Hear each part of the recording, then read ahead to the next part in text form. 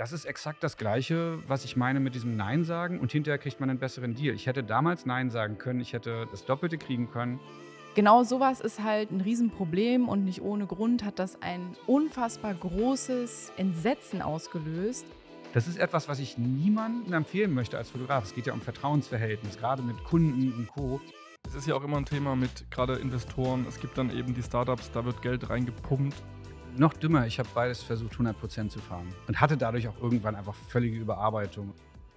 Hallo und herzlich willkommen zu einer neuen Folge unseres Podcasts 2 Megapixel. Wie du gerade schon gehört hast, sind wir heute nicht zu zweit, sondern haben einen Gast mit dabei, und zwar den lieben Andreas Kudowski von PicDrop. PicDrop ist sozusagen nicht nur Gast, sondern auch Sponsor der heutigen Folge. Dementsprechend vielen, vielen Dank dafür. Es geht in der Folge aber vor allem um Andreas. Genau, der liebe Andreas ist nämlich nicht nur Unternehmer, sondern auch Fotograf. Da kennen ihn auch vielleicht einige her. Er macht Porträts, hauptsächlich Politiker hat er fotografiert, PolitikerInnen. Auch ein ganz bekanntes Bild von ihm, Angela Merkel, Ja, das die stimmt. noch nicht jeder fotografieren durfte. Da geht es auch ein bisschen heute drum im Podcast, wie das Bild entstanden ist. Also wird spannend, aber nichtsdestotrotz wollen wir trotzdem nochmal die Chance nutzen und PicDrop in diesem Moment danken, dass sie unsere Folge und auch diesen Podcast hier unterstützen, weil ohne euch, lieben Sponsoren, wäre das so nicht möglich. Und PicDrop ist auf jeden Fall ein Tool, das ich seit Jahren für meine Fotografie nutze, sowohl um meine Bilder mit einer wunderschönen Ansicht an meine Kunden zu schicken, aber auch generell mit einem größeren Team zusammenzuarbeiten, Bildauswahl. Man kann Kommentare unter Fotos schreiben. Ich habe ein Bildarchiv nochmal, wo meine Bilder einfach nochmal gebackupt sind. Es gibt ganz, ganz viele Vorteile für mich. Und ich muss wirklich sagen, ich würde das absolut nicht austauschen wollen und es gibt für mich auch kein vergleichbares Tool. Dementsprechend passt das hier wie die Faust aufs Auge. Und ja, wir wünschen jetzt ganz, ganz viel Spaß mit der Folge und Dankeschön, PicDrop. Danke, PicDrop. Hallo, lieber Andreas. Wir Hallo, haben Luise. heute, wie gerade angekündigt, einen Gast, Andreas Kudowski. Ich habe gerade eben noch mal gefragt, wie man deinen Nachnamen richtig ausspricht, weil viele sagen Tschudowski. Ja, ist, glaube ich, laut polnischer Aussprache, wo es irgendwo vor Generationen mehr herkommt, auch richtig, aber in meiner Familie sagen wir Kudowski. Ja, und ich kenne das mit dem Nachnamen. Ich auch. Du bist die Blumenstängel, ne? Ich bin die Blumenstängel. Ja. Und du? Ich bin manchmal Essig, manchmal Esig, manchmal Essig. Ja. 10 Jahre erstmal feiern wir hier PicDrop. Wir waren nämlich eingeladen, Jules und ich, bei eurer Geburtstagsfeier. Danke da nochmal Ich hoffe, für. ihr hattet einen schönen Abend. Ja, Ja, der war sehr schön. wir haben das neue Büro gesehen. Kann man ja auch sagen, ist direkt in Mitte, in der Nähe von dem Zuhause von Angela Merkel. Das ist bestimmt kein Zufall. Das habt ihr euch Ja, das extra haben so wir ausgesucht. wollten unbedingt bei Angela Merkel sein. Ja, das war uns ganz wichtig. Zu dir passt es ja eigentlich auch, ne? Du Stimmt, ich habe sie schon mal fotografiert und das Ja. ist so ein Highlight meiner Fotografenkarriere gewesen. Würde sie dich erkennen? Nee, sie nicht. Olaf Scholz inzwischen ja, weil den habe ich jetzt schon 7-mal porträtiert. Okay. Aber Angela Merkel, das war unter uns, das Shooting ging eine Minute. Ja. Also insgesamt, ich habe 6-mal ausgelöst. Oha, Ja, das ist wenig. Ja. Und es ist trotzdem der Schuss dabei. der eine Schuss ist dabei. Ja. Oh, Das ist ja jetzt auch auf YouTube hier. Könnt ihr kurz einblenden, ne? Ja, können wir Darf ich einblenden. so sagen? Ja, ja. Jetzt hier? Jetzt müsst ihr hier auf YouTube vorbeischauen. Sehr Ja. gut, danke, dass du die Leute auch dahin verweist. Klar. Obwohl, wir zeigen es auch auf Spotify. Zeigen wir auch. Ja. Weil wir gerade schon beim Thema sind, du bist natürlich nicht nur Mitgründer und Geschäftsführung von PicDrop, sondern bist auch Fotograf. Genau. Und da sprechen wir heute auch noch ein bisschen drüber, weil das ja auch immer ein sehr spannendes Thema ist. Fotograf, Business, nebenbei. Wie teilt man sich die Zeit auch auf? Geht das alles so gut? Muss man nur Fotograf sein? Kann man auch noch andere Businesses nebenher haben? Bei dir ist es mittlerweile hauptsächlich PicDrop, gehe ich von aus. Ja. Oder mit Sicherheit, Ja, ne? ja. Würdest dich aber trotzdem noch als Fotograf bezeichnen, Absolut. Und ne? jetzt mache ich auch noch mal kurz. Und hast du auch dein Warum Handy wir nicht jetzt auf hier noch lautlos Notific- gemacht? Es ist auf lautlos, aber ja, ich würde immer noch sagen, ich bin Fotograf. Ich fotografiere auch noch regelmäßig, nur nicht mehr so oft unter uns. Hört ja keiner zu, wie ich wollen würde, weil ich einfach, und es ist jetzt wahrscheinlich so schlimm in den Ohren der Zuhörer, die meisten Jobs ablehnen muss. Also so in Zeiten, wo viele sagen, ich komme nicht genug Jobs rein, ist das natürlich, klingt das fies. Gut, aber du bist ich hab natürlich oft- mit anderen Dingen auch beschäftigt. Genau, ne? mich einer 2 Tage vorher anruft, ein Magazin, hey, kannst du übermorgen das und das? Und dann gucke ich in meinen Kalender und da sind irgendwie 5 PicDrop-Meetings drin, dann kann ich die nicht alle canceln. Ja. Aber manchmal klappt es noch, ja. Schön. Ja, aber ich glaube, das geht vielen so, die schon lange im Business arbeiten und die auch etabliert sind. Die sagen mehr Nein als Ja. Und ich glaube, das ist auch richtig und wichtig so. Total. Also, ja. Genau. Ich würde sagen, wir starten erstmal mit PicDrop generell und gehen dann nochmal so ein bisschen zur Fotografie über. Aber was wir uns auf jeden Fall gefragt haben, ist, wie ist es entstanden? Wie ist zu der Idee gekommen? Ganz kurz. PicDrop. Ganz kurz? Wie viel Zeit habe ich? 30 Sekunden oder 30 so Minuten? viel du möchtest. Naja, wir beschränken es. Ich sage 2 Minuten. 2 Minuten, ja. Okay. Es ist relativ einfach. Es ist so entstanden, dass ich vor 12 Jahren wurden es bei mir immer mehr Shoots und der Zeitaufwand drumherum wurde auch immer mehr. Und ich bin zwar selber kein Programmierer, aber ich weiß, was geht, weil ich schon so andere Projekte im Leben gemacht habe vor meiner Fotografiekarriere. Und ich wusste, dass das vor 12 Jahren, wo es jetzt auch, glaube ich, WeTransfer vielleicht schon gab, aber noch nicht viel genutzt wurde und Co., dass das alles, was es gab, war irgendwie, salopp gesagt, Mist. Und da wurden immer noch ZIP-Files an E-Mails angehängt und komische FTP-Zugangsdaten verschickt und so weiter. Und ich wusste, das geht besser und habe einen Freund für mich was basteln lassen, so 500 € in die Hand gedrückt, kannst du mir eine ganz persönliche Lösung bauen? Und die habe ich dann benutzt und jeder Kunde und jeder Fotografenkollege und Kollegin, denen ich das gezeigt habe, die haben alle gesagt, was ist das? Ich will das auch. Dann sage ich immer, da muss man ja irgendwie mit einem Klammerbeutel gepudert sein, um nicht zu verstehen, dass man da vielleicht die Miete von bezahlen kann. Und dann bin ich ein Jahr lang rumgelaufen und habe irgendjemanden gesucht, mit dem ich das zusammen bauen kann. Und habe das eines Abends meinem sehr guten Freund Tobias einfach erzählt. Der hat zugehört, hat genickt, nichts gesagt, ist aufgestanden und wieder an die Kletterwand gegangen, wo wir an dem Abend waren. Und am nächsten Morgen schickte er mir den Prototypen zu. Und in der Nacht wurde PicDrop geboren. Ich wollte gerade fragen, wie er das beim Klettern gemacht hat. Na, der ist dann schon irgendwann nach Hause gegangen. Okay. Abend. Genau. Und hat dann über Nacht da rumprogrammiert und designt. Also er ist halt wirklich ausgebildeter Designer. Das ist ein sehr großer Vorteil. Wir verstehen so ein bisschen auch, wie sowas aussehen muss, damit Kunden es auch mögen und Fotografinnen. Wir haben nie drüber gesprochen, wie wir diese Firma aufbauen wollen oder dieses Projekt. Und das große Ziel war immer, dass wir unsere WG-Zimmer davon bezahlen können. Und jetzt haben wir 20 Mitarbeitende. Ja. Das ist aus Versehen entstanden. Genau. Ja. Ihr habt auf jeden Fall ein Problem gelöst, was es vorher gab. Also das ist generell ja oft das Ding, wenn man solche Sachen sich da im Kopf zusammenreimt und dann auf Papier bringt und veröffentlicht, dass man vor allem erstmal für sich selber ein Problem löst und dann im besten Fall auch noch für andere. Product Market Fit nennt man das so schön in der Unternehmenssprache. Ganz schlimm. Also es gibt viele Startups, wir sind keins, wir haben keine Investoren im Hintergrund oder sonst was, sondern das ist halt aus uns selbst herausgebaut. Aber es gibt viele Startups, die erstmal ein Jahr lang Geld verbrennen, indem sie versuchen herauszufinden, welches Produkt sie eigentlich bauen wollen. Und das hatten wir nicht. Ja. Das wäre von mir auch eine Frage gewesen, ob ihr Investoren hattet damals. Und auch, was mich interessieren würde, so gerade am Anfang, ich meine, vor 12 Jahren hast du gesagt, also 2012 war das dann. Da war ja wirklich noch so Collaboration-Tools und dieses ganze Online noch nicht so ready, wie man sich wie das heute geht auch. Und heute ist es ja wirklich easy peasy. Hattet ihr Schwierigkeiten, auch gerade in Deutschland als Softwarefirma zu starten? Gibt es ja wahrscheinlich auch ein paar Hürden, die man aufnehmen muss? Oder ist es wirklich so diese Geschichte, ihr habt es gemacht und es war so ein Need da und so neu, dass es jeder sofort nutzen wollte? Teils. Also aus heutiger Sicht würde ich sagen, was wir selber falsch gemacht haben, war, dass wir es nicht gleich auf Englisch gebaut haben. Wir könnten wahrscheinlich heute hier in meinem Luxusloft statt in eurem geilen unserem Luxusloft. Ich bin ganz neidisch hier auf die Location. Das war eigentlich dadurch, dass wir keine hohen Ambitionen hatten. Also das ist jetzt nicht so dahergesagt, wir wollten unsere WG-Miete davon bezahlen. Ich habe damals, glaube ich, 250 €, die guten alten Zeiten in Berlin, für mein WG-Zimmer bezahlt. Und das wirklich das echte Ziel war, im Idealfall finden wir 50 Leute, die das nutzen. Und wir können unsere WG-Miete davon bezahlen. Und alles andere danach war Bonus. Also wir haben die ersten 2-3 Jahre, haben wir noch einen Freund von mir, mit dem ich frühere Projekte gemacht hatte. Immer so schon in der Schule irgendwas für Computerspiele basteln lassen und so. Den haben wir noch nach 2 Jahren an Bord genommen, der einfach an Wochenenden da schon mit dran rumgebastelt hat. Das heißt, offiziell sind wir inzwischen 3 Gründer. Und dann haben wir da die ersten Jahre alleine vor uns hingebastelt. Tobias hat als erster seinen Job ein bisschen zur Seite geschoben. ich weiter fotografiert, weil es auch wichtig war, um zu verstehen, wie das Tool sein muss und als Teil der Szene natürlich auch zu bleiben.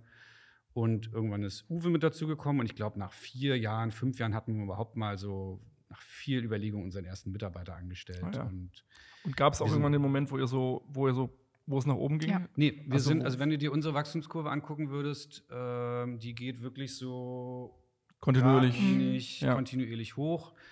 Gesundes Wachstum, kann man sagen. Gesundes Wachstum würde man heute sagen, genau. Und wir hatten 2 Momente. Wir haben das ein Jahr lang erst so als Beta veröffentlicht und auch kein Geld dafür genommen. Wir haben ja nicht damit gerechnet, dass das jetzt groß Kosten verursacht. Das kann man ja, die 50 € für so einen Server irgendwo kann man ja stemmen. Und dann haben wir das veröffentlicht und hatten am ersten Tag schon direkt ein paar Dutzend, 100, ich weiß gar nicht genau, Leute, die gesagt haben, das ist so cool, ich benutze das schon seit einem Jahr und ihr seid so nett und so weiter. Hier, ich zahle da jetzt gerne meine 8 € im Monat für oder so. Inzwischen ist es ein bisschen teurer. Und dann hatten wir 2 Momente. Irgendwann hat Paul Ripke, den du ja auch ein bisschen besser kennst, wo ich immer die Idee hatte, irgendwann frage ich ihn mal, ob er für uns vielleicht Werbung machen könnte. Hat mich angerufen und hat gesagt, ey, hier ist Paul, ich will was mit euch machen. Und dann sind wir da einfach am nächsten Tag nach Hamburg gefahren, haben ein Video aufgenommen. Das war für uns ein großer Schub an einem gewissen Teil der Fotografie-Szene. Und dann gibt es noch Steffen Böttcher, damals eher so als Hochzeitsfotograf bekannt gewesen. Inzwischen macht er ganz viele andere tolle Sachen. War auch damals schon so YouTube ein bisschen Videos gemacht. Das Blog war vor allem damals groß. Also wenn er einen Blogpost gemacht hat, erzählt er mir heute, dann waren da schnell mal 20.000 Visitors drauf. Ja. Facebook und war ein Riesenthema. Facebook damals auch, genau. Und der hat auch dann damals 1, 2 Blog-Einträge gepostet, die uns auch gepusht haben. Also ich glaube, diese beiden waren gut für uns dafür, dass wir überhaupt erstmal so eine Grundmasse an Bekanntheit hatten. Und seitdem gab es jetzt keine großen Momente, wo man sagen könnte, da hat es noch mal reingeschlagen oder so, sondern weil wir halt wirklich ganz unauffällig wachsen, keine großen viralen Dinge machen, das sind wir nicht vom Aber irgendwann kam ja dann auch Englisch dazu, weil du ja gerade schon meintest, international ist ja dann schon auch ein Thema. Kam auch Englisch dazu, aber es ist jetzt nicht so, dass irgendeiner von uns jetzt aus New York gezogen ist und da versucht, irgendwie den riesen Moment zu erzeugen, sondern man kann uns jetzt nutzen, man kann uns auch als Ami irgendwie auf Englisch nutzen oder als in Vietnam oder sonst wo. Sind jetzt aber dadurch jetzt noch nicht riesengroß geworden. So, und das ist auch okay für uns. Wir wollen lieber gesund wachsen. Ja. Du hattest kurz gesagt, dass ihr ein bisschen unterschätzt habt, was dann da für Kosten eigentlich auch auf euch zugekommen sind. Was sind denn so Faktoren, die wirklich die meisten Kosten sind? Wahrscheinlich Server, oder? Inzwischen teilt sich das ein bisschen auf zwischen unseren Kolleginnen, die natürlich alle irgendwie vernünftige Gehälter kriegen wollen und 20 Leute wollen ernährt werden und Serverkosten, genau. Ja. Und Miete des Büros. Genau. Ich hatte vorhin kurz mal schon im Vorgespräch fallen lassen, wie hoch da die Miete ist. Das ist natürlich, klingt das wahnsinnig hoch, aber das ist im Vergleich zu den restlichen Kosten ein Witz, verrückterweise. Ja. Okay. Das ist natürlich auch was, wo man manchmal abends im Bett liegt und sich fragt so, huiuiui, wenn jetzt hier auf einmal irgendwie ein anderer Anbieter um die Ecke kommt, 20 Mäuler ernähren, das ist schon ein leichter Druck manchmal. Würdest du sagen, könnte man heute noch mal genau das Gleiche so gründen in der heutigen Zeit? Oder war das damals, habt ihr da einfach den richtigen Moment auch abgepasst? Ja, also das passiert regelmäßig. Einmal im Jahr kommt irgendein neuer Anbieter, ob in Deutschland oder in den USA oder sonst wo. Und ich glaube, die machen auch alle gutes Geschäft. Kann jetzt nicht in deren Zahlen gucken.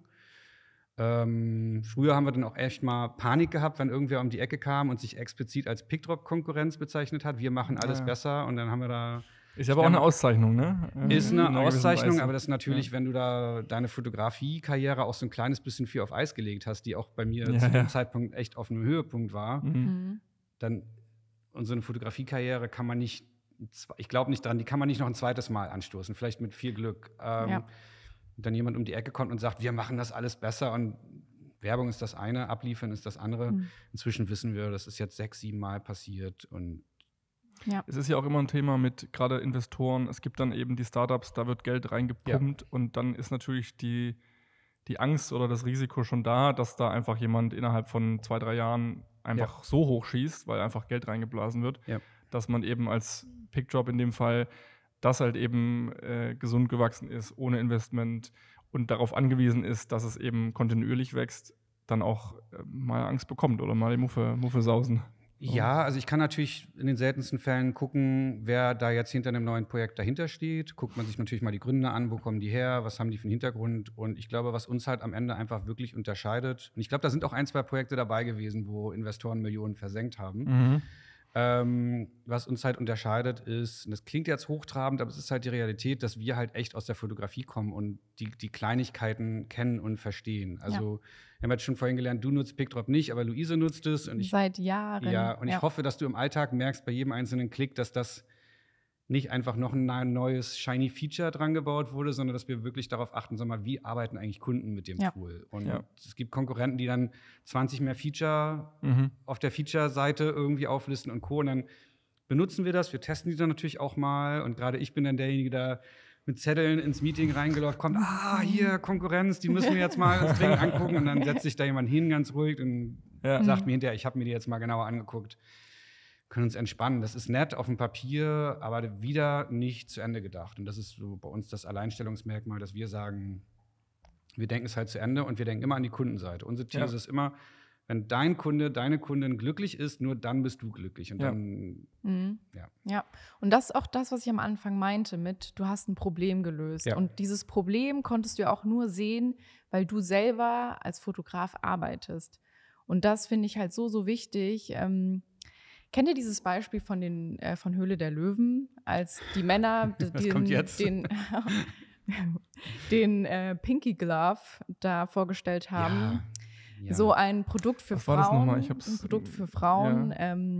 damit man halt seinen Tampon hygienisch entsorgen kann. Und genau sowas ist halt ein Riesenproblem und nicht ohne Grund hat das ein unfassbar großes Entsetzen ausgelöst, weil halt sich Leute mit einem Problem beschäftigen, was bei der Zielgruppe gar kein Problem ist.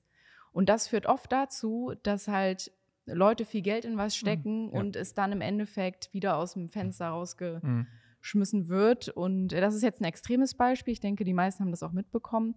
Aber es ist mega, mega gut, auch in seiner Branche sich immer zu fragen, was sind gerade Probleme, wie kann ich es lösen? Und in deinem Fall halt auch mega, dass du Leute in deinem Umfeld hattest, wo du direkt gemerkt hast, krass, da kann jemand was programmieren, da kann jemand was designen. Was sie wollen dann. Dann einfach so Leute zusammengebracht und die Idee dann tatsächlich zum Leben erweckt. Genau. Das ist natürlich heute ein bisschen komplizierter, so 10 bzw. 12 Jahre, wenn man die ganze Vorentwicklungszeit dazu holt. Heute müssen wir natürlich auch ein bisschen gucken, was fragen jetzt Nutzer an, was sie vor 10 Jahren noch nicht gebraucht haben. Sind das vielleicht auch Features, die ich jetzt für mich persönlich gar nicht mehr brauche, aber vielleicht, ich zum Beispiel habe das damals wirklich für mich entwickelt. Ich bin halt klassischer Magazin- und Werbefotograf.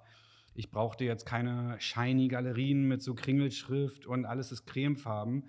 Und wir haben aber natürlich dann vor, weiß ich nicht, ein paar Jahren schon gesagt, ey, wir werden immer wieder gefragt, können nicht die Galerien auch hübsch machen, nicht nur funktional. Und ich glaube, du hast es auch mir vorhin erzählt, du benutzt es dann auch oft mit deinen Kunden in diesem Hübsch-Modus, Präsentationsmodus nennen wir das. Und das sind dann natürlich Sachen, da guckt man dann schon so ein bisschen genauer hin, was braucht der Markt noch. Und ich persönlich nutze das nicht. Ja. Aber das ist immer noch sehr nah an dem. Und wir machen da jetzt nicht Umfragen oder sonst was, sondern ich unterhalte mich täglich mit Kolleginnen. Ja. Und wenn die sagen das und dann irgendwann stehe ich unter der Dusche morgens und denke mir so, ich glaube, jetzt habe ich es. Die Dusche, genau. Ja. Genau, ich kann auf jeden Fall sagen, ich nutze das am häufigsten mit dieser Galeriefunktion. Also im Präsentationsmodus. Genau, im Präsentationsmodus. Es kommt schon ab und zu vor, dass auch ein Kunde oder eine Kundin eine Auswahl macht oder mal ein Model oder das irgendwie gefragt ist. Aber in der Regel ist es für mich halt wirklich ein Tool, um meine Arbeit zu präsentieren und auch zu verschicken. Ich schaue dann noch immer, dass ich mit Text die Credits einfüge, vielleicht noch einen Unterordner erstelle mit BTS-Content und so. Also habe da wirklich auch so meinen Workflow ganz gut gefunden. Und ich glaube, es ist aber wirklich individuell. Also zum Beispiel Jules, du hast es ja auch schon genutzt. Du nutzt es dann vor allem für Auswahl und dann mit diesem Ampelsystem und so weiter. Ich glaube, da kann sich jeder auch dann so seinen Weg raussuchen. Für mich war es auch immer, also haben wir gerade auch schon im Vorgespräch, für mich war es immer ein Auswahltool. Also einfach eine leichte Möglichkeit, um Kunden Bilder zu schicken. Die können sie auswählen. Man kann die Auswahl in Capture übertragen oder Lightroom auch und so weiter. Und trotzdem bist du wieder zurück zu Dropbox, ne? Da können wir gleich nochmal drüber sprechen. Nur eine Sache möchte ich noch sagen. Für mich ist es auch wirklich ein Archiv. Also ich habe meine Fotos natürlich auch auf einem NAS gespeichert und auch nochmal auf einer externen Festplatte. Aber ich wüsste, wenn das alles irgendwie bei einer Explosion verschwinden würde, dann hätte der berühmte Meteorit auf Berlin. Ja. Dieser berühmte Meteorit, wenn der bei mir einschlagen würde in meine Wohnung und auch hier ins Studio, also plötzlich beides gleichzeitig, dann wüsste ich, okay, die finalen Ergebnisse, die habe ich auch noch bei PicDrop. Natürlich nicht die RAWs, das tut mir dann leid, die sind dann einfach im Universum explodiert. Aber für mich ist es auch irgendwie noch mal so ein drittes Archiv, eine dritte Datensicherung, muss ich auch sagen. Genau. Aber jetzt lass uns über Dropbox sprechen. Ich habe noch eine letzte Frage, weil wir gerade beim Thema so Investment und so Sachen waren und Finanzen. Wurdet ihr schon mal versucht, gekauft zu werden? Regelmäßig, ja klar. Ja. Und habt ihr aber dann einfach dann sitzt du da zusammen mit Leuten und die geben dir die weirdesten Pitches, was zum Beispiel? Ja, machen dich reich. Nein, dann kann ich jetzt leider nicht in Details gehen, aber dann sind das eben oft szenefremde Leute, die das gar nicht verstehen und sagen, wir machen daraus das beste Tool für Werbeagenturen oder irgendwie so. Und dann, da haben wir wieder das Pinky Glove Problem. Genau. Und, darf ich fragen, würdest du es verkaufen, wenn der Preis stimmt? Ich glaube, die nicht Antwort sagt schon genug. Der Preis. Jules will es kaufen. Also ich habe da so eine Idee. Genau. Nee, aber ich finde sowas immer interessant, weil natürlich, man denkt natürlich auch immer, viele Unternehmer oder auch Inhaber sind auch gerade heute in dieser Startup-Welt immer wieder nur daran interessiert, eine Firma schnell hochzuballern und dann zu verkaufen und reich zu werden. Wenn es danach die Realität sieht ja auch oft anders aus. Wenn es danach gegangen wäre, hätten wir das anders aufgebaut. Dann hätten wir nicht erst nach 5 Jahren eine englische Version eingeführt. Das wäre auch ohne jegliche Verkaufsideen, war das ganz schön deppert, da 5 Jahre zu warten. Aber okay. Dann hätten wir von Tag 1 an 5 Marketingleute eingestellt und jeden Cent irgendwie ausgegeben für Wachstum. Und das haben wir halt nicht gemacht. Ja. Ihr steht halt auch persönlich dahinter noch. Genau. Und wenn du jetzt sagst, du wünschtest, ihr hättet eher mit Englisch angefangen, gibt es noch andere Dinge, wo du jetzt sagst, rückblickend würde ich die auf jeden Fall auch anders machen? Nee, ich glaube dieses eine Ding, weil alles andere haben wir, dadurch, dass wir jetzt keinen Investor oder Druck im Rücken hatten, haben wir wirklich genauso gemacht immer. Klar, manche Sachen haben wir gemacht, weil Nutzer das explizit wünschen und wir das auch nachvollziehen und sinnvoll finden, konnten und sinnvoll finden. Aber ansonsten haben wir die Firma immer so gestaltet, wie wir sie wollten. Wenn wir ein neues Büro gesucht haben, dann eins, was uns gefällt und nicht, was irgendwie shiny ist und irgendwelche Investoren beeindruckt oder so. Und das ist der große Vorteil, wenn du dein eigener Chef bist, dann hast du eigentlich nach 10 Jahren nicht so viel zu bereuen. Ja, ist auch echt ein Privileg. Also voll gut, dass ihr das so euch erarbeitet habt. Also auch wenn ich gerade das Gegenteil gesagt habe, wie gesagt, Englisch viel früher. Und ich glaube, früher noch aktives Marketing. Wir haben natürlich Marketing gemacht. Wir haben mich in Podcast gesetzt, einen eigenen Podcast gemacht. PicDrop-Podcast, jetzt abonnieren. Das schneiden wir raus. Und so weiter und so fort. Aber wir haben jetzt nicht wie andere Firmen monatelang Instagram mit Anzeigen zugeballert oder irgendwie so. Was hat sich da geändert in den letzten Jahren bei euch, marketingmäßig, werbungmäßig? Also es ist ja in den letzten Jahren schon so Social Ads, diese Sachen sind ja so explodiert. Genau. Das ging ja vor 12 Jahren noch nicht. Genau. Also früher war es halt super viel ich finde, es klingt immer so ekelhaft, aber Beziehungen aufbauen im Business. Netzwerke. Genau, und da bin ich aber, gerade wenn du sagst, du kommst ein bisschen aus der Paul-Ripke-Schule, ich glaube, da bin ich so 10% von dem, was so ein Paul Ripke macht. Er hat mir gesagt, das macht er gar nicht absichtlich, das hat er eh Bock drauf. Aber ich bin eher Typ Scheuermensch. Also ich gehe nicht zu Leuten hin, wenn ich sie nicht wirklich mag, so wie euch. Ja. Und ein Glück bist du hier. Ja. Und ich würde jetzt nicht mich rein aus Marketinggründen in einen Podcast setzen oder so. Und ich glaube, das wäre cleverer gewesen, das auch früher zu machen und da einfach mal zu sagen, komm, ich gehe da jetzt hin, ist egal, gut für die Firma oder gut fürs Tool. Und was wir halt inzwischen machen, ist natürlich, dass wir Anzeigen buchen auf Meta, auf Instagram, Facebook für die alten Leute. dass wir jetzt mit Kate, einer ganz, ganz tollen Fotografenkollegin, zusammenarbeiten, die für uns anfängt, so auf TikTok und Instagram so ein bisschen Buchvorstellungs-Reels, heißt es dann auf Instagram, zu posten und so.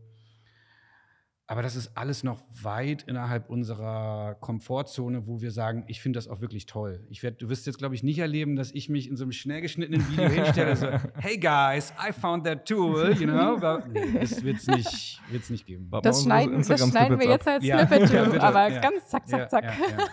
Und ich glaube, es ist sogar ein bisschen dumm. Also smarter wäre es. Ihr seid die socialmäßig sehr viel besser drauf sind als ich. Wahrscheinlich müsst ihr Also ich bin schon auch noch die Generation, die das eher noch dumm findet. Also nicht dumm, aber Leute. Also nicht dumm, aber also ich bin da. Also es ist schon. Also ich merke, dass ich bin jetzt 33, mich oft auch, wie du sagst, mehr auf diese jüngeren Leute einlassen sollte, weil man merkt, es funktioniert, es ist Zukunft, es wird in den nächsten Jahren mehr werden, nicht weniger.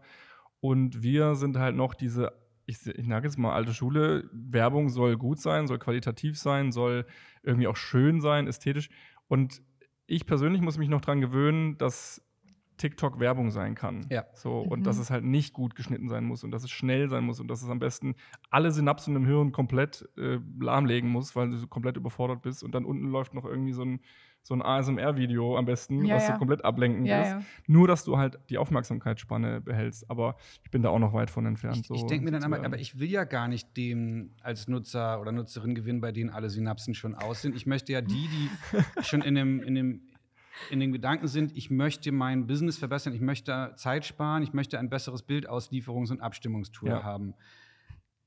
Hole ich mir dann nicht die falschen Leute ran? Du brauchst nicht die Leute, die es gar nicht brauchen, sondern du willst halt wirklich die diesen Need an diesem Tool auch wirklich sehen und dann zu euch kommen. Ne? Ja. Genau, da setze ich mich lieber hier eine Stunde hin und habe am Ende vielleicht 20 neue Nutzer oder sowas. Nee, 2000 locker, oder? Mindestens. Ja. Als jetzt irgendwie 500.000 Klicks auf Instagram. Und wahrscheinlich schlagen jetzt jüngere Leute die Hände über dem Kopf zusammen. Bewerbt euch bei uns bitte für Marketingpositionen. Wir hätten da so ein bisschen was offen. Überzeugt mich. Ja. Ich sehe das schon, ja. Ich sag, in einem halben Jahr wird der Doppelscreen da sein, wo rechts irgendwie wird so ein Kuchen gebacken und links bist du am erklären, wie PickDrop funktioniert. Weißt du, was das Schlimmste ist? Ich weiß nicht mal, wovon du redest. Nee? Krass, also Andreas, du lädst dir einmal TikTok runter. Hab ich. Und, okay. Und eigentlich, wenn du so ein bisschen scrollst, irgendwann kommen Videos mit Double Screen. Also bei mir kommt da immer eine lustige Panda-Bären und dann Leute, die beim Tanzen hinfallen. Okay, wir schicken dir das. Okay. Wir haben generell vorhin schon gesagt, wir machen eine Sharing is Caring-Gruppe. Ja. Wir 3 und tauschen so Sachen aus und Links. Ich werde dir das zeigen und ich muss auch leider sagen, ich bin nicht oft auf TikTok. So, ich versuche mich da immer sehr im Zaum zu halten. Aber wenn ich es öffne und sowas sehe, man guckt es. Es ist ganz verrückt. Ich weiß nicht, welche Synapsen in meinem Gehirn da aktiviert werden. Du bist ja meine Zielgruppe, ne? Ich bin deine Zielgruppe. Ja. So. Okay. Ich glaube generell, dass wir alle in den nächsten Jahren also die Konzentrationsspanne oder die Aufmerksamkeitsspanne wird noch geringer sein. Wir können uns davon nicht befreien. Wir gewöhnen uns an den Content, der uns ausgespielt wird. Und es funktioniert. Also ich muss jetzt Kuchen backen, nehme ich mit. Okay, machen wir. Ja. Lass uns das zusammen machen. Wir backen zusammen Kuchen und erzählen über PickDrop. Ja, okay. Sehr gut. Was mich noch interessieren würde, wäre, du bist ja auch, oder bist Fotograf immer noch. Bei dir kam ja sicher auch irgendwann der Punkt, wo du gemerkt hast, ja, ich bin jetzt schon weniger Fotograf als Unternehmer. Und ich kenne es selber, man kommt auch irgendwann an diesen Punkt, wo man dann auch so überlegt, ja, mache ich jetzt da weiter, höre ich jetzt da weniger und so weiter. Man fragt sich ja schon, wo geht's hin und so weiter. Hattest du da auch mal kleine Blockaden im Kopf, nenne ich es jetzt mal, oder ein bisschen für dich persönlich Momente, wo du sagst, da hatte ich keine gute Zeit, jetzt nicht Workload-mäßig unbedingt, aber einfach diese Entscheidung, bin ich Fotograf, also die Frage gestellt, auch bin ich noch Fotograf überhaupt? Oder? Noch dümmer, ich habe beides versucht, 100% zu fahren. Ja. Und hatte dadurch auch irgendwann einfach völlige Überarbeitung und alles. Also ich bin dann wirklich teilweise morgens um 7 mit meiner Assistentin oder Assistenten zum Job gefahren, dann da bis 9 Uhr aufgebaut, irgendwen fotografiert, Ende 10 Uhr, Abfahrt nach Hause, auf dem Weg vielleicht noch irgendwo einen Döner geholt, dann nach Hause, Handy ausladen. Immer am Handy auch natürlich.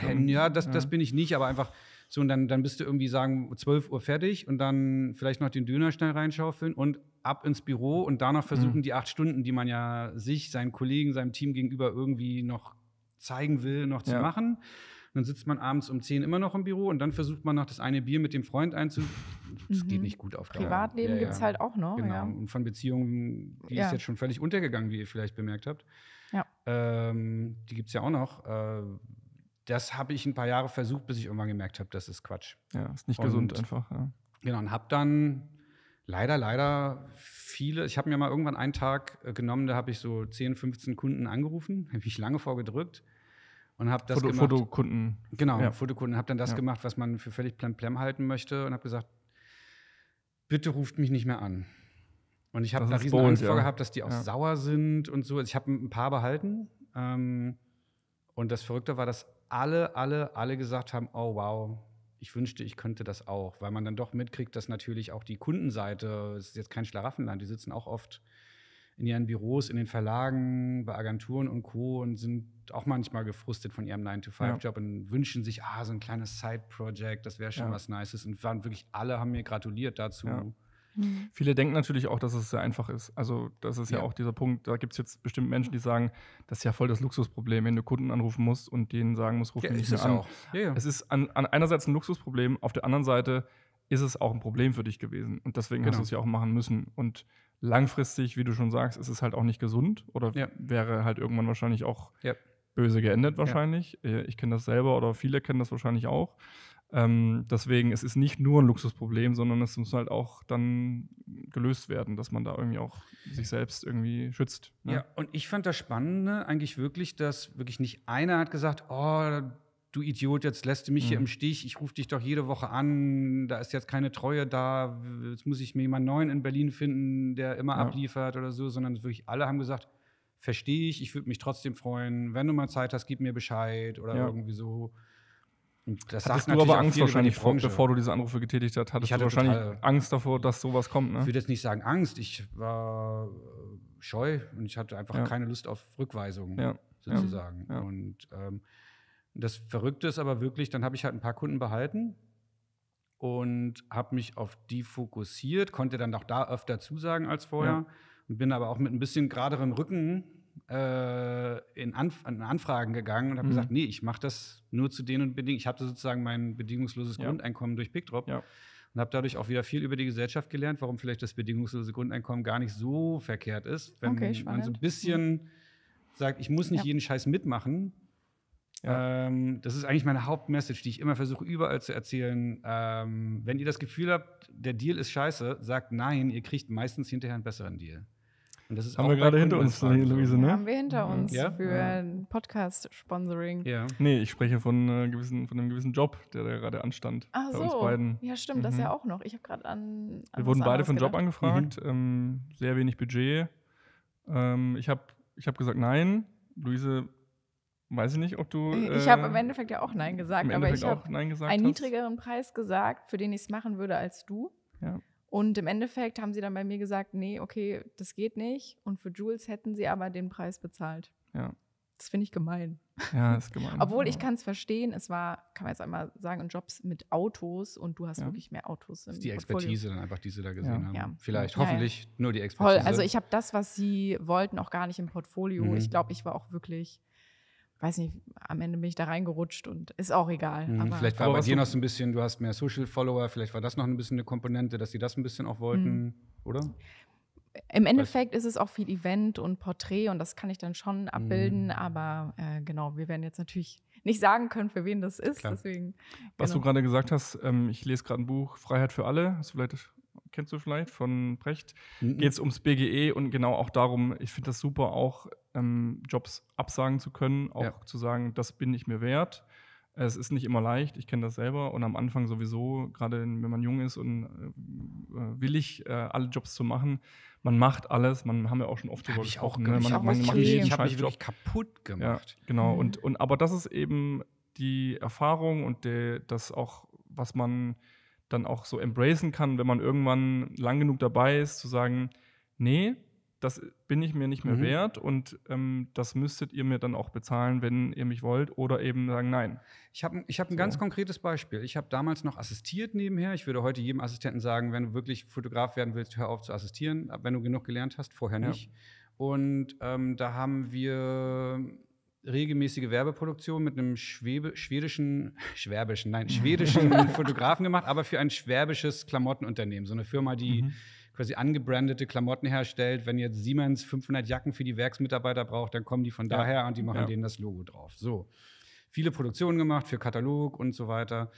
Und das ging über eine Werbeagentur. Und der Werbeagentur-Chef, der gesehen hat, dass ich immer da mit dem Fotografen aus Schweden stand und vielleicht auch einmal zu oft habe durchblicken lassen können, das könnte ich auch. Ein Verhalten, was ich wirklich keinem Assistenten nicht zu empfehlen, empfehlen möchte. Nicht gut. Der hat dann irgendwann gesagt, ey, du Andreas, ich habe hier auch noch so eine andere gleiche Marke, aber andere Fotoshoots. Was hältst du davon, wenn ich dir 20 Tage im Jahr garantieren kann? Das war damals für mich, boah. Ja. Und du gibst mir dafür einen guten Preis, den ich dir jetzt natürlich vorschlage. Und ich habe den Deal angenommen, habe dann irgendwie aus heutiger Sicht lächerliche 500 € am Tag genommen für ein mittelständisches Unternehmen, wo man 2000 plus ansetzen sollte. Also da fährt man überhaupt dran, überhaupt nachzudenken. Weil du es wahrscheinlich nicht besser wusstest. Weil ich es nicht besser wusste und weil ich zu dem Zeitpunkt meine Miete nicht bezahlen konnte. Ja. So, von dem ein bisschen assistieren. Und heute, was ist passiert? Ich habe genau 3-4 Mal mich krumm gemacht. 2 Tage, wir sind nie auf diese versprochenen 20 Tage gekommen. Das ist leider so oft so, ja.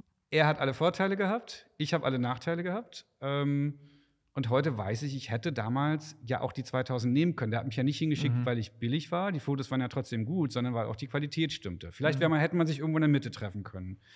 Und das ist exakt das Gleiche, was ich meine mit diesem Nein sagen. Und hinterher kriegt man einen besseren Deal. Ich hätte damals Nein sagen können. Ich hätte das Doppelte kriegen können.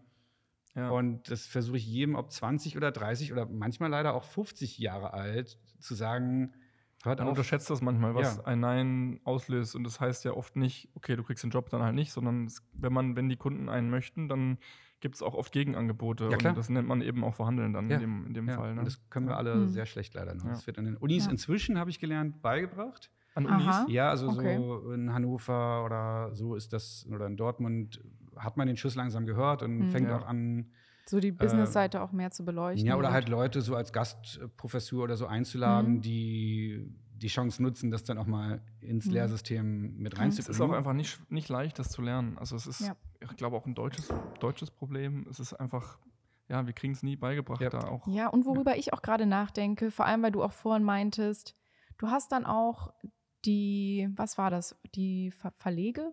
Ist das die Mehrzahl von Verlag? Verlage, glaube ich. Oh Gott. Verlagi, finde ich schön. Gut, ihr wisst, was ich meine, aber hast ja dann auch angerufen und meintest, ruf mich bitte nicht mehr an. Naja, also ein bisschen dezenter war ich dann schon, aber ich habe gesagt, pass auf, es ist ja für beide Seiten frustrierend, ich muss immer absagen, bei dir geht nur Zeit drauf und es ist irgendwie, wir sind genervt voneinander.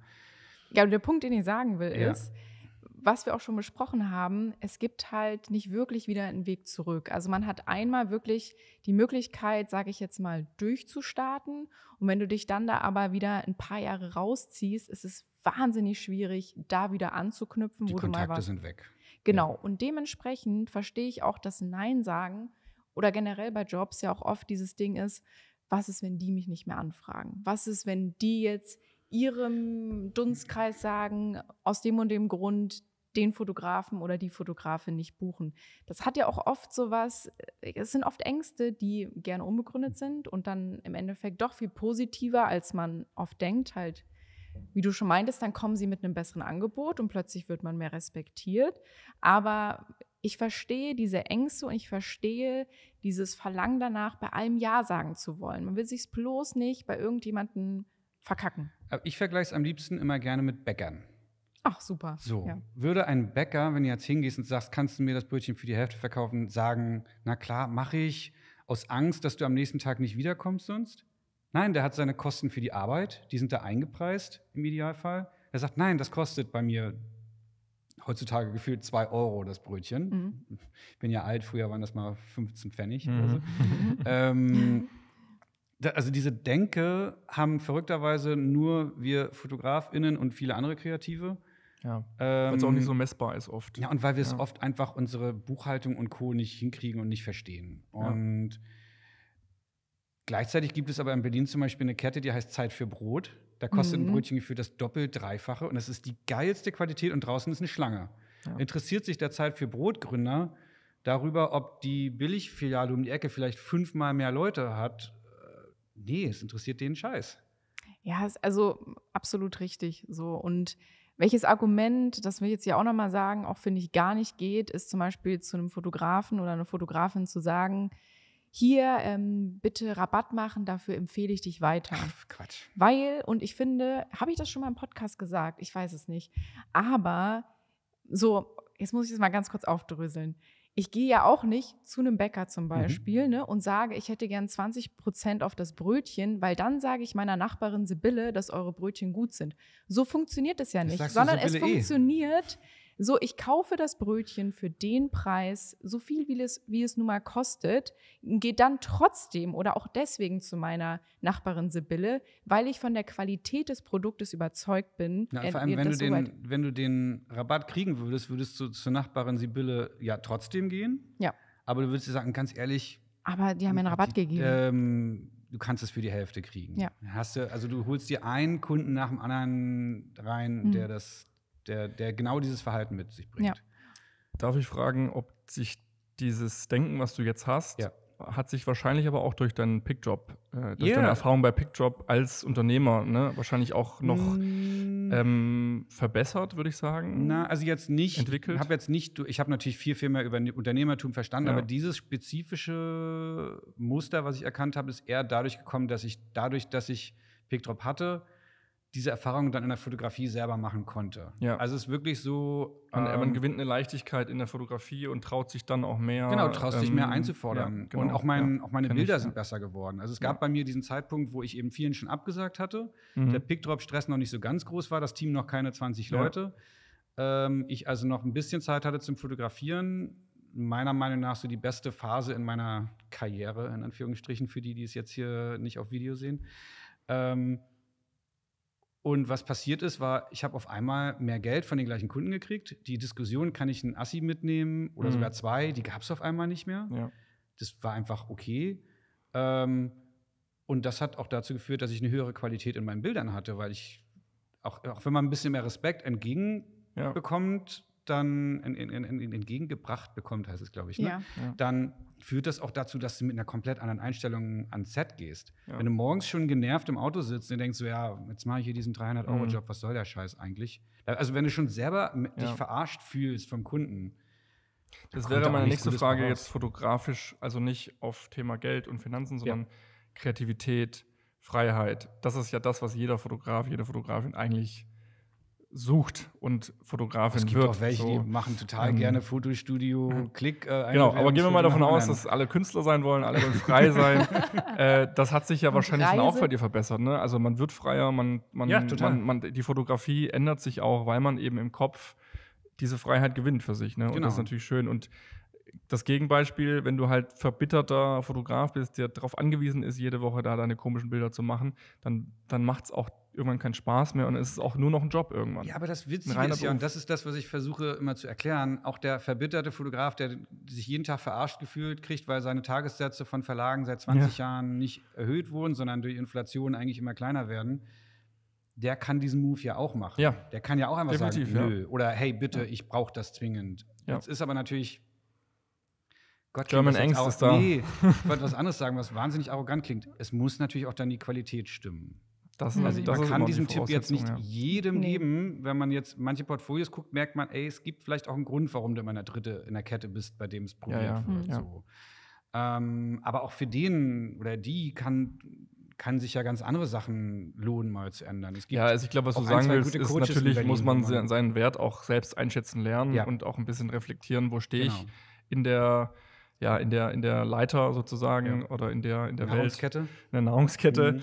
Aber ein bisschen mehr Mut kann man jedem gerne dazu einladen, Also ich möchte auch nicht behaupten, dass ich ganz oben stehe. Wenn bei mir irgendwie der New Yorker anrufen würde, alle nicht, dann würde ich auch, glaube ich, nicht fragen, machen wir jetzt einen halben oder einen ganzen Tag, sondern einfach Ja schreien und sagen, wo muss ich hin? Ja. Haben wir tatsächlich vor kurzem drüber gesprochen, ob man sich vorstellen kann, eine Situation, wo man sogar als Fotografin Geld bezahlen würde dafür, um das fotografieren zu können. So. Nein. Du hast, glaube ich, gesagt. Ich habe auch gesagt. Aus Prinzip nicht. Ich habe, glaube ich, auch gesagt, Doch, ich auch. Ja. Okay, jetzt kommt einer an und sagt Barack Obama. Ja. So, klar, das ist ja jetzt. Das ist witzig, dass du Barack, weil ich habe mal. Luisa hat mich mal gefragt, wen willst du? Ich habe Barack gesagt. Ich habe gesagt, ich würde sofort dahin fliegen und alles bezahlen, dass ich ein Porträt von dem machen darf. Ja, und jetzt muss ich vielleicht nochmal zurückrudern. Das Nein kam gerade aus Prinzip. Beim Bäckerbeispiel bleibt. Es gibt ja Bäckermeisterschaften oder irgendwas. Es gibt geführt in jedem Bereich mal. Ganz sicher gibt es Backmeisterschaften. Natürlich, wenn der da jetzt sein komplettes 5-Mann-Team da für 2 Tage nach Dortmund schickt oder irgendwie so aus Berlin, weil da jetzt die europäischen Bäckermeisterschaften sind, dann macht er das ja auch nicht aus Spaß, sondern weil er sich erhofft, da irgendeine Parklette zu gewinnen, die er sich dann ins Fenster auf die Website packen kann. Das ist ein Investition. Und vielleicht muss ich mich jetzt an dieser Stelle eine Minute später korrigieren und sagen, so ein Shoot mit Barack Obama ist dann ein Invest. Genau. Es hat aber die Gefahr, dass, was ich sehe, dass immer mehr Kunden das sehen, dass es einfach ein Überangebot an Fotografen gibt. Ja. Und du durchdrücken kannst, was du willst. Ich habe mit meinem leider verstorbenen Chef von meinem ersten Assistenz/Praktikum vor 20 Jahren, haben wir damals schon auf langen Autobahnfahrten darüber geredet, dass er meinte, naja, irgendwann ist es völlig normal, dass wir gratis arbeiten werden für die Verlage. Und ich sagte, warum? Mit was für einer Begründung? Na, die Begründung ist eine total rationale. Das habe ich bei ihm auch gelernt, so ein bisschen rational auf die Sachen zu gucken. Es wird immer mehr Fotografinnen und Fotografen geben, Digitalisierung und Co. Für die ganz Jungs. Früher hat man auch Film fotografiert. Das ist jetzt aber wieder in, ne? Ist wieder in. Okay. Das heißt, mehr Leute können diesen Job machen. Dadurch ganz normale Marktwirtschaft gibt es ein Überangebot. Dadurch sinken Preise, es gibt eine Nachfrage und so weiter und so fort. Und irgendwann bist du bei Null. Und gerade die Magazinshoots, die sind halt fürs Portfolio. Also mal ganz ehrlich, wenn ich heute für 400-500 Euro für die Zeit den Spiegel einen Job mache, dann mache ich ja Minus. Das macht überhaupt keinen Sinn, das zu machen. Haben wir auch vor kurzem über Magazine, Vogue, diese Themen gesprochen. Portfolio. In der Fashion-Szene war es schon vor 20 Jahren, als ich assistiert habe, war es schon so, die wirklichen Top-Magazine haben nichts bezahlt. Ja. Ich weiß nicht, ist das noch so? Das ist noch so. Ja. Und viele geben auch Geld dafür aus. Genau. Und die Hoffnung war dann immer, hoffentlich sieht dann irgendwie eine der Brands, wo wir die Klamotten für gekriegt haben, das und bucht mich dann für 10.000 Euro am Tag für die Kampagne. Ja. Jetzt bricht aber auch das natürlich gerade ein. Ja. Ich weiß nicht, ob man das mitmachen sollte. Ja, plus, also was du sagst, es gibt immer mehr Leute, die Fotograf oder Fotografin sind. Plus, KI ist auch ein Thema. Es gibt dann quasi noch. Was? Ach du, das war etwas ganz Neues. Das ist wahrscheinlich die gleiche Diskussion, wie du gerade gesagt hast, man wird für 0 Euro fotografieren. Genau das passiert ja gerade mit KI, dass Leute sagen, man braucht keine Fotografen mehr bald. Ja. So. Ja, auch das wird nicht passieren. Jetzt schon beim Scrollen. Auch das wird aber nicht passieren, weil es wird immer die Fotografie bleiben und es wird sich verändern vielleicht, aber es wird meiner Meinung nach trotzdem noch Geld verdient werden mit Fotografie. Ja, es wird Geld verdient werden, vielleicht von weniger Leuten, aber es werden ganz viele Leute sich dann in einen viel breiteren Bereich ausweiten, wie eben Familienfotografie und Co. Die werden dann KI-Tools nutzen, um meinetwegen der Mutti, die noch den Spuckefleck auf der Schulter hatte. Ich meine, heutzutage in Photoshop nutzen wir da auch schon KI, um den schnell wegzumachen, beim Babyshoot oder irgendwie sowas. Ne? Oder das Baby wegzumachen. Und natürlich auch der Vati mit dem Spuckefleck auf der Schulter. Worauf ich hinaus will, ich glaube, es wird Bereiche geben, in denen es viel, viel mehr Kolleginnen geben wird. Und ich glaube auch, es werden 5 oder 10 Jahre lang Werbeshoots quasi einbrechen. Das tun sie schon, weil ganz, ganz viel KI genutzt wird, bis die Brands irgendwann merken, dass es komplett austauschbar geworden ist. Ja. Und dann werden auf einmal, weiß jetzt nicht, ob Leute wie wir oder Leute, die noch einen krass tougheren Style haben. Wir haben vorhin über Nikita Terjoshin geredet. Das kannst du auch erzeugen mit KI. Aber wenn du die Motive, die er sieht, wie er arbeitet, wenn er auf irgendwelche Veranstaltungen geht, was der da rausholt, da muss wieder ein Kreativer vor der Eingabemaske sitzen, um sich über sowas überhaupt auszudenken. Oder du schickst dann halt gerade Nikita los und sagst, hier, 5.000 man will ja dann auch die Künstler haben. Genau. Und das ist dann auch der USP, wie man so schön sagt, dass man eben jemanden hat, der da auf den Knopf drückt und der dieses Bild macht und damit dann auch flexen kann sozusagen. Und ich glaube, wir werden uns in den nächsten Jahren zu Tode langweilen in unseren TikTok- und Instagram-Feeds. Also Und dann sind es 4 Screens, nicht mehr Double Screen. Und dann bin ich raus. Und dann ist Natur pur und Handy so in den See geschmissen. Es würde mich nicht wundern, wenn die jetzt 17-Jährigen oder 12-Jährigen oder sonst was wenn da eine Gegenbewegung kommt. Auf so Schiefertafeln mit Kreide schreiben. Weil sie keinen Bock wenn haben. alle meditieren einfach so. Ja. Was mich noch interessieren würde, du bist ja etwas älter nur als wir zwei, hast wahrscheinlich auch noch mit analog angefangen als Fotograf. Hast du Fotograf gelernt? Was waren deine ersten Gehversuche? Ich kann gar nichts. Bist du Fotograf geworden? Nee, ich habe ein wahnsinnig schlechtes Abi und habe mich dann danach gefragt, was mache ich? Ich habe ja vorhin erwähnt, so frühere schon so Projekte gemacht. Habe damals in Rostock, wo ich ursprünglich herkam, so ein Kulturportal aufgebaut, weil mich genervt hat, dass es nicht eine Übersicht gab, was ist heute im Kino, welche Bar hat auf, welche Party findet. Du warst schon immer Problemlöser auch. Ja, es ist wirklich so. Also PicDrop ist jetzt quasi so meine 4., 5. Firma. Ja. Und da habe ich dann natürlich auch auf die Partys, wo ist man dann eingeladen, wenn man das führende Stadtportal aufgebaut hat. Und dann geht man da hin und macht man Fotos. Und da habe ich einfach so meine Liebe zur Fotografie entdeckt. Und dann halt ganz schlimm so, fragt der lokale DJ der Stadt, da kannst du mal mit mir in diese verfallene Ruine da kommen und können wir da neue Fotos für mich machen für ein Fofi. In eine Ruine? Ja, also diese klassischen oft sind so Naked-Shoots, also kennst du das gar nicht, diese Wir haben gestern von Abandoned Places gesprochen. Wir haben gestern das Thema besprochen. Genau. Was sagst du jetzt dazu? Und dann stellst du da immer irgend so ein Model-Kartei-Model rein und dann freuen sich alle Beteiligten. Würdest du es heute noch machen? Hell no. Nein, also ich habe das nie gemacht. Nein, das habe ich nie gemacht. Ich wollte nur sagen, in der Kulturszene haben dann halt Leute, aber DJs, Musiker, bist du die ersten Schritte gemacht. Und ich wusste nichts zu Fotografie, wirklich so gar nichts. Ich wusste nicht, dass es Magazinfotografie gibt. Es ist halt man weiß alles, man weiß das alles nicht, was da passiert. Weiß nicht. Ich hatte mal die Brand 1 gesehen, aber ich wusste nicht, dass ein Fotograf, was ein Tagessatz ist, wie man arbeitet, was ein Mittelformat, ich wusste wirklich gar nichts. Ich hatte womit man da auch Geld verdient und genau. solche Sachen, Und habe mir dann eine Liste erstellt. Ich habe so wirklich bei Alta Vista, das ist der Vorgänger von Google, es gab eine Welt vor Google, so einfach Fotograf Deutschland gegoogelt und habe mir eine Top-10-Liste erstellt. Und habe die angefangen abzutelefonieren. Und mein Top-Kandidat hat geilerweise gesagt, ja klar, kannst morgen anfangen. Und am nächsten Tag saß ich im Zug und bin nach Wuppertal. Und dort nach Wuppertal und kenne ich. Wow, Aussetzer. Wo habe ich gearbeitet? Ich vergesse solche Dinge auch teilweise und vertausche es komplett. Mir fällt es nicht ein. Ja. Nicht Köln, nicht Dortmund, nicht Wuppertal, sondern Bonn. Was da noch? Ist ja auch egal. Hab dann da gearbeitet und bin mit ihm dann halt ein Jahr lang, glaube ich, um die Welt. Hast du, genau, hab dann assistiert. Offiziell war es ein Praktikum. Er hat immer gesagt, wenn wir beim Kunden sind, sag nicht, du bist Praktikant, wir rechnen dich ja ab. So, und hab dann da auch meine guten Assi-Tagessätze gekriegt und alles gelernt. Ich weiß noch, wie ich in der ersten Woche pro Assistenzzeit. Total. Ja, also Studium gerne in bestimmten Bereichen ist das, glaube ich, total wichtig, wenn man irgendwie in die Reportage will oder in die Kunst oder so. Sage ich auch immer. Ausbildung, ganz ehrlich, weiß ich nicht.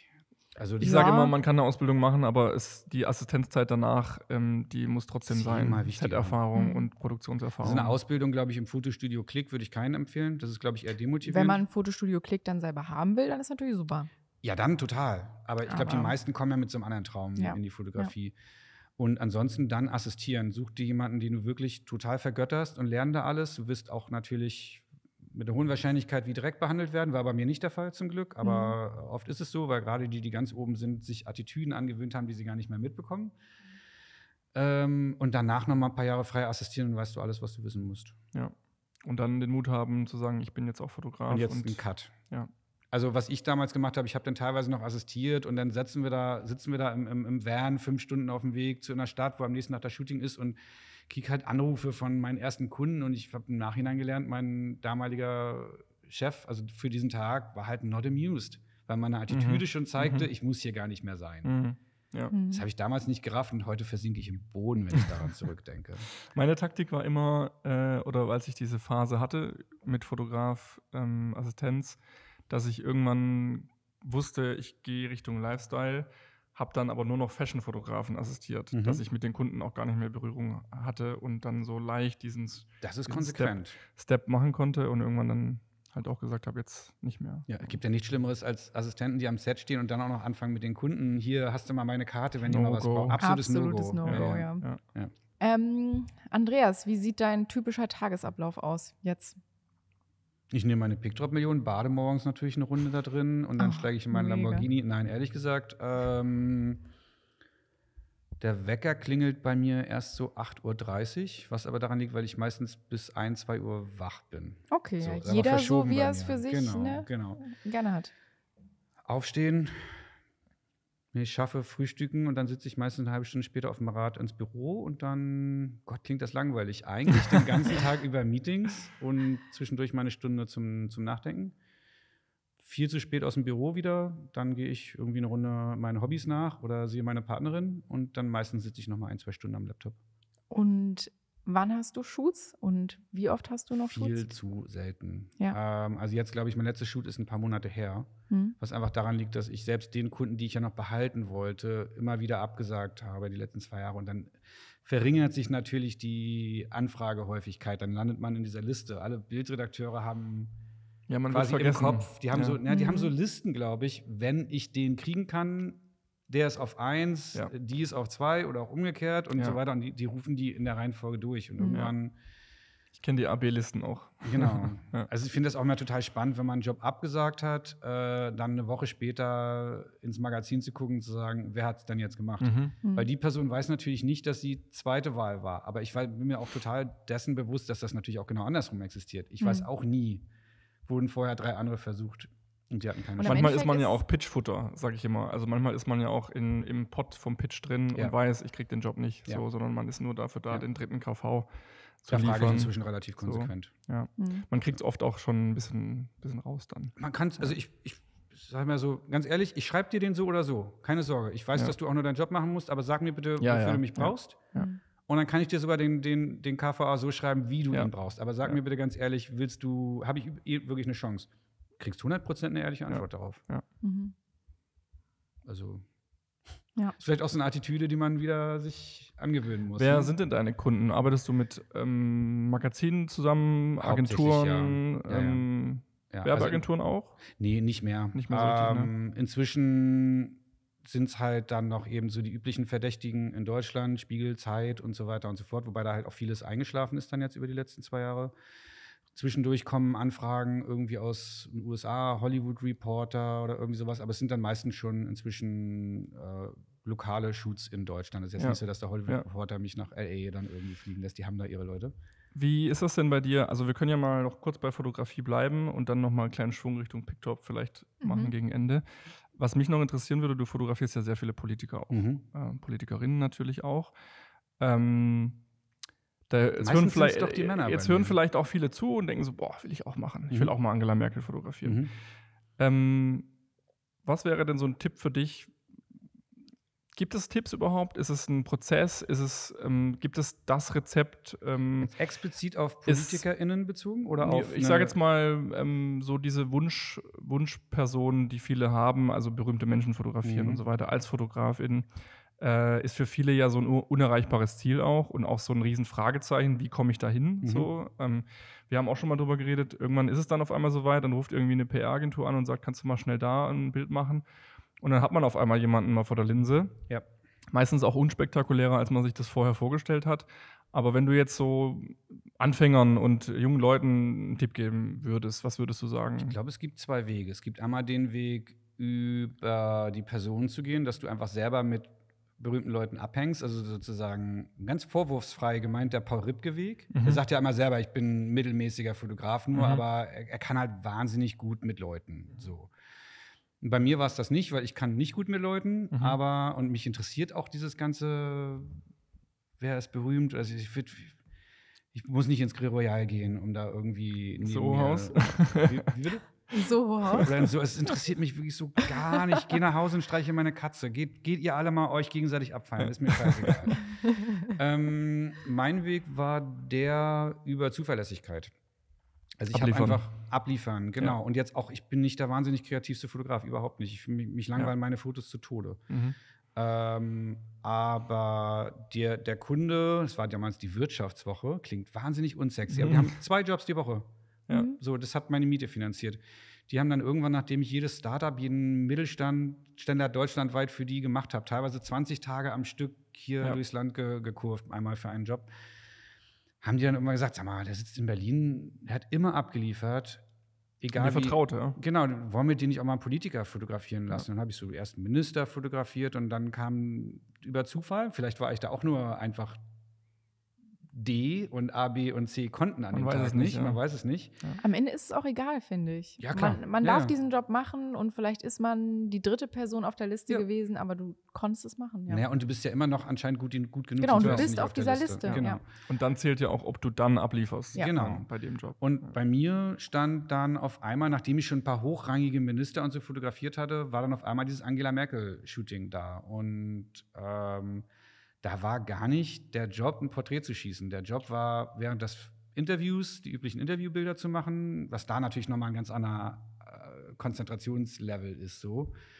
Und ein Doppelporträt mit einer Unternehmerin, mit der sie zusammen dieses Interview, so ein Doppelinterview machen sollte. Und ich habe damals gesagt, das ist hier meine Chance, das kann man sich vielleicht noch mitnehmen, eine Chance zu ergreifen, wenn sie da ist, auch wenn die Wahrscheinlichkeit ganz, ganz klein ist.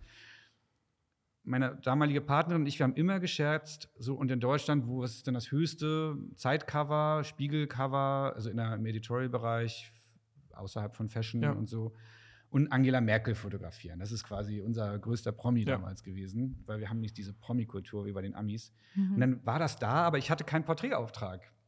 Ja. Und dann habe ich gesagt, dass ich nicht. Ich nehme den Assistenten mit auf meine Kosten. Da sind wir wieder bei Investitionen und so. Haben sie dann aber trotzdem bezahlt am Ende. Und ich frage ganz vorsichtig beim Magazin an, sag mal, wenn ich die anderen Schüsse im Kasten habe, wollen wir das Risiko eingehen, dass ich unsere Kanzlerin, obwohl es nicht verabredet war und auch explizit ausgeschlossen, nochmal Frage, explizit ausgeschlossen. Oha. Also Frau Merkel wurde während ihrer Amtszeit, glaube ich mal, 4-mal offiziell porträtiert. Das sind Dominik Butzmann, jetzt vergesse ich die anderen Namen. Spannend, das ist ich habe nie gehört, den Fact. Urban Zintl hat sie mal porträtiert und noch einer, das ist mir wahnsinnig peinlich, dass ich den Namen gerade nicht weiß. 4 oder 5 Mal. Alle anderen Bilder, die man von ihr sieht, sind Reportage quasi, Events, sonst also richtig so beim Wandern hinstellen, wir machen hier ein Porträt, während der Amtszeit wirklich kannst du an einer Hand abzählen. Weil ihr PR-Mann immer gesagt hat, nö, machen wir nicht. Also sie hat die Kontrolle über das Bild behalten wollen. Ja. Und ich habe dann damals gesagt, ich gehe das Risiko ein, habe in Zusammenarbeit mit dem Magazin gesagt, wenn ich noch eine Minute hinten ran kriege oder so, ist das okay für euch? Können wir versuchen, den Deal zu brechen? Und dann war zu dem Zeitpunkt die Chefredakteurin, eine ganz, ganz tolle Miriam Meckel, die ehemalige Partnerin von Anne Will, wirklich eine ganz, ganz tolle Chefredakteurin. Das passiert selten, die junge Fotografen auch wirklich unterstützt. Und dann standen wir da, warteten auf dieses total langweilige Doppelporträt und ich habe alle gebrieft, meinen Assistenten, den Frau Meckel, den anderen Redakteur. Ich werde am Ende noch einmal fragen, Frau Merkel, können wir die Kollegin da einmal kurz aus dem Bild schicken? Ich möchte noch einmal alleine abdrücken. Und sie wird Nein sagen und dann ist es deine Aufgabe, liebe Miriam, weil ich bin hier ein Niemand, du bist aber die Chefredakteurin, mit der sie schon 2 Stunden gequatscht hat, zu sagen, nee, ist wichtig, wir brauchen das und so weiter. Und genauso ist es gekommen. Bei mir hat sie Nein gesagt. Dann haben 2, 3 Leute, die ich alle gebrieft hatte, nochmal auf sie eingeredet und dann stellt sich hin, na gut. Und dann habe ich 6-mal ausgelöst. Und die Frage war ja, Karriereweg dahin, das war ein Moment, dieses Bild hatte ich hinterher. Ja. Und damit kommt dann auf einmal der Spiegel, die Zeit, so, der kann das, der hat das. Der ist einer von diesen Unmögliche. Die kennen auch die Bedingungen, die wissen, dass man mit Merkel echt scheiß Bedingungen hat. Heute ist sie ein bisschen entspannter, glaube ich. Dann hast du bewiesen, dass du das kannst und dass du dann nicht irgendwem aufs Sofa kackst, wenn du dich ins Kaplan schicken oder so. Und jetzt müsst ihr explicit Content an das Häkchen setzen. Kein Problem, Podcast, das machen wir gerne. Ja. Für die Story. Genau. Und also ein Corporate-Kollege, der wirklich rein Corporate macht, alle Vorstände und da gut Geld mit verdient, hat irgendwann mal zu mir gesagt, so, ich bin so froh, dass du PickDrop hast, weil sonst würdest du in meinen Bereich noch gehen und mit deinen Politikern würdest du überall die Vorstände mir wegnehmen, weil die natürlich alle so fotografiert werden wollen. Ja. Aber starke Story, finde ich nice, ja. Ist zum Erzählen ganz gut, ne? Ja, finde ich eine richtig coole Story. Und ich finde, es zeigt mal wieder, ne, man muss dann auch selber wirklich Chancen ergreifen und raus aus der Komfortzone. Total. Und es gibt noch ein Detail bei dem Ganzen. Es gibt eine Regel bei Frau Merkel, damals, nur ab der Hüfte aufwärts fotografieren. Das ist einfach auch Kontrolle über das Bild behalten. Man weiß, wo komme ich gut rüber, wo nicht. Ja. Und ich habe noch 5 Minuten vorher nochmal an der Redaktion angerufen, ey Leute, wir probieren ja was, ihr wisst's. Können wir eventuell noch das Risiko eingehen, dass ich rausgeschmissen werde, indem ich weiter rauszoome? Wenn man sich das Bild jetzt mal anguckt auf meiner Website, das ist halt, da ist die ganze Halle mit drauf und Frau Merkel ist sehr klein. Weil auch der Pressechef hat mir gerade nochmal gesagt, nur ab Hüfte, halbe Figur. Und ich werde heimlich versuchen, die ganze Figur raufzukriegen. Das ist etwas, was ich niemandem empfehlen möchte als Fotograf. Es geht ja um Vertrauensverhältnis, gerade mit Kunden und Co. In dem Fall finde ich so selber eigentlich nicht okay. Es war halt ein Risiko auch, was du eingegangen bist, ne? Was wir gemacht haben, wir haben gesagt, ja, mach das Foto, wir werden es aber auch nur veröffentlichen, wenn sie hinterher sagen, ist okay. Ja. Wir wissen ja, dass es gut wird. Und das war der Deal. Deswegen hält sich da mein schlechtes Gewissen in Grenzen. Wir hätten es halt sonst nicht veröffentlicht. Ist jetzt keine Zensur oder so, aber wir hätten halt sonst so auf die halbe Figur beschnitten oder sonst was. Und dieses Risiko einzugehen, den Pressesprecher, mein Assistent hat den Auftrag, immer zwischen meiner Kamera, wo man auf dem Display ja das Bild sehen kann, und dem Pressesprecher sich zu drehen. So, und ja, 6-mal auslösen. Stark. Aber man hätte auch rausgeschmissen werden können. Dann vielleicht wäre das dieses aufs Sofa gekackt. Ja, aber da denke ich mir auch so, das Schlimmste, was hätte passieren können, du wirst rausgeschmissen. Aber dann habe ich wenigstens meine Chance genutzt. Ja, dann geht die Welt auch nicht unter und du kriegst dann auch trotzdem noch Jobs. Vielleicht darfst du da nicht nochmal Merkel fotografieren, aber hättest du diese Chance nicht genutzt, du hättest dich bis heute geärgert. Ja, ich bin auch in einem Ministerium unter einem gewissen Pressesprecher gerade nicht erwünscht. Ah ja, wegen dieser Aktion? Nee, wegen etwas anderem. Ach so, willst du das auch erzählen? Nee, kann ich nicht erzählen, aber wo er einfach verpasst hat, aufzupassen während der Shoots, wo alle, inklusive dem Minister, total happy mit waren. Ich, der Minister, auch im Nachhinein. Aber seine Kontrolle hat nicht gezogen. Er war nicht da in dem Moment und ärgert sich über sich und ruft mich dann wütend an. Passiert halt auch. Ja. Aber das ist part of the game. Also ein Journalist würde sich auch nicht darüber ärgern, wenn ein Pressesprecher hinterher sauer ist, weil man ein gewisses Zitat benutzt hat für die Headline oder so. Ja. Das halt, nennt sich Journalismus. Aber da fragen wir doch noch mal, wenn hier auf Rec Stopp gedrückt ist. Ja, das ist jetzt fies für die Hörer. Ja, das ist wirklich fies.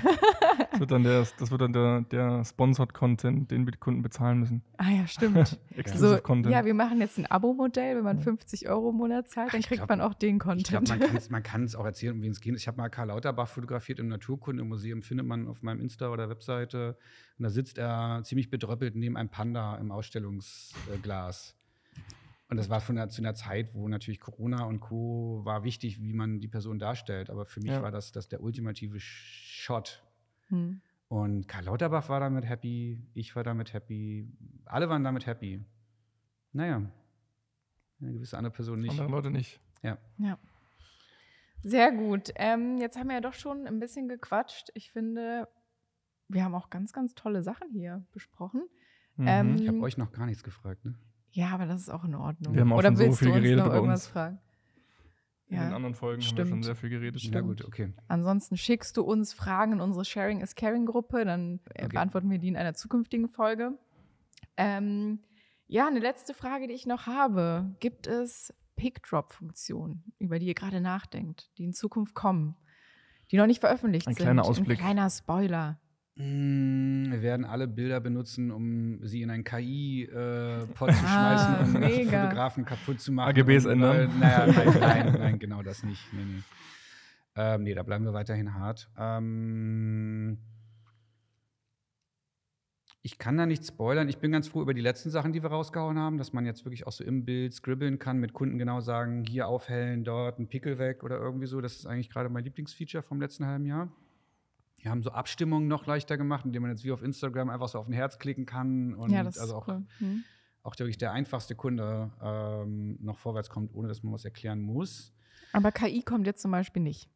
Ich habe letzte Woche mit einem KI-Experten ein längeres Telefonat zugehabt, was man so machen könnte. Mir ist an der Stelle ganz wichtig zu betonen, wir werden niemals auch nur ein einziges Bild nutzen, um es irgendeine KI damit zu füttern oder irgendwie sowas. Aber Es ist schwer, was zu machen, weil wir ja nicht auf deinem Laptop sind. Also wir sind nicht an der Stelle, wo KI gerade wahnsinnig viel machen kann, eben Bildbearbeitung, Bildauswahl, filter mir alle Bilder raus, wo jemand blinzelt oder suche mir das schönste Lächeln oder sonst was, sondern wir sind in diesem Abschnitt zwischen, die Bilder sind grob fertig und mein Kunde soll jetzt noch mal auswählen. Da könnte man jetzt natürlich Features einbauen, wie, also, dass der Kunde in eine Maske reinschreibt, such mir alle Bilder, wo ich lächle und einen Hund auf dem Arm habe oder so. Ja, ganz ehrlich, wie groß ist der Anwendungsfall? Es hält sich in Grenzen, ne? Verstehe ich. Meistens wollen die Kunden ja auch alles immer sehen. Ja, das ist ja auch richtig. Irgendwo muss ja auch noch das menschliche Auge oder unser Gehirn einen Sinn haben. Genau. Insofern haben wir da jetzt nicht viel vor. Oh Gott, krasse Feature. Hätte ich mich mal darauf vorbereiten können auf die Idee. Habe ich die jetzt hier kalt erwischt? Nee, also man muss auch dazu sagen, es kommt wieder das, was wir ja vorhin gesagt haben. Wir bauen nicht Features einfach der Feature-Liste wegen. Also das häufigste, was ich von meinen Co-Gründern höre, ist Nein.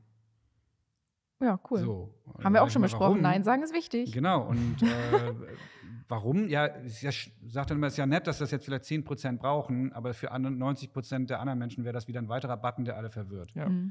Also man kann ja PickDrop zum Glück in jeder Galerie so auf den Kunden hin konfigurieren, dass der nur sieht, was man den oder sie sehen lassen will. Aber also wir machen es immer weiter hübsch und so weiter. Aber ist mir jetzt fast ein bisschen peinlich. Ich habe jetzt nicht dieses eine Killer-Feature anzukündigen. Das ist auch völlig in Ordnung. Ich dachte nur, wir können ja vielleicht noch was nach außen holen, was noch intern ist. Ja. Aber so ist es auch in Ordnung. Wir machen das so. Wenn es mir noch einfällt, schicke ich euch nachher eine Sprachnachricht, die ihr hier reinschneiden könnt. Okay, dann ist, ja, machen wir so. Ja. Das ist gutes Und wenn Outro nicht, dann ist jetzt hier ist jetzt sofort Schluss. Ja. Zack, Ende. Genau, aber danke, Andreas, dass du hier warst. Danke für die Einladung. Wenn du noch irgendwas loswerden willst, dann jetzt. Ansonsten finde ich es eine wahnsinnig schöne Folge. Danke für deine Zeit. Guckt euch alle PickDrop an. Ja, schaut es euch an. Kann man auch gratis nutzen. Ja. Aber zahlt auch irgendwann, ne? Ja, im Idealfall. Ja, schon ganz Ich habe vorher schon gesagt, ich finde die Gratis-Funktion schon sehr geil. Ja. Also, dass man die schon nutzen kann und dann geht's weiter. Genau. Nee, und vor allem, das Allerwichtigste ist eigentlich mir viel wichtiger. Bisschen mehr als Fotografen Rücken gerade. Ich sitze ja hier auch wie so ein Schluck Wasser. Ja, ich leider so auch. In der Karriere gegenüber Kunden Rücken gerade und mehr an der eigenen Vision arbeiten und nicht immer wieder duckmäuserig auf die nächste Miete achten. Und wenn ihr alle PickDrop benutzt, dann mögen euch die Kunden auch. Das sowieso. Ja. Genau. Vielen Dank, Andreas. Danke für die Einladung. Tschüss. Tschüss. Wie versprochen, kommt an dieser Stelle ein kleiner Nachtrag. Ich habe nochmal nachgeschaut und dabei herausgefunden, dass wir in den nächsten Wochen an Sammlungen arbeiten werden. Was heißt das? Sammlungen werden ein Ort in PickDrop werden, an dem ihr als Fotografen Bilder aus verschiedenen Galerien, also auch damit aus verschiedenen Aufträgen sammeln könnt. Das heißt, diese Bilder müssen nicht mehr in einer Galerie gespeichert werden, sondern es gibt einen Ort, um zum Beispiel Portfoliobilder zu sammeln, oder eine weitere Sammlung könnt ihr anlegen, um zum Beispiel für einen Pitch für Kunden verschiedene Bilder aus verschiedenen Jobs an einem Ort zusammenzusammeln und dann hinterher mit Kunden zu teilen. Das Ganze wird ziemlich spannend und mir fallen noch ein Dutzend weitere Anwendungsfälle ein. Und ja, in wahrscheinlich ein paar Wochen werdet ihr damit arbeiten können, vermutlich nachdem diese Folge hier herausgekommen ist. Und ich freue mich auf euer Feedback an andreas@pickdrop.de. Vielen Dank und weiter geht's im Podcast.